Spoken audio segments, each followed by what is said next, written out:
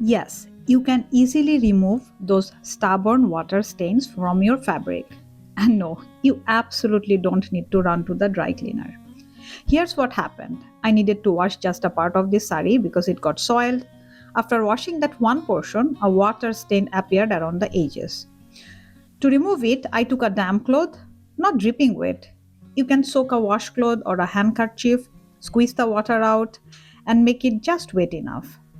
Then I gently rubbed it all around the water stained edges. Then I ironed it over it on low heat. After the first try, there was still a tiny bit of water stain remaining. So I just repeated the process.